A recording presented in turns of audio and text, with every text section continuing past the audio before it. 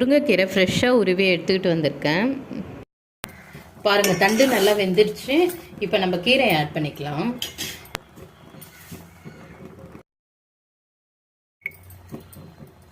ஒரு 2 மினிட்ஸ் இருக்கட்டும், லோ ஃப்ளேம்லேயே வச்சுருங்க. பாருங்கள், நல்லா வெந்துருச்சு. கொஞ்சம் ஆறுன அப்புறம் ஜாரில் போட்டு அரைச்சிட்டு வந்துடுறேன். நீங்கள் இதை மத்தால வச்சு சட்டியில் கடந்தீங்கன்னா அவ்வளோ நல்லாயிருக்கும்.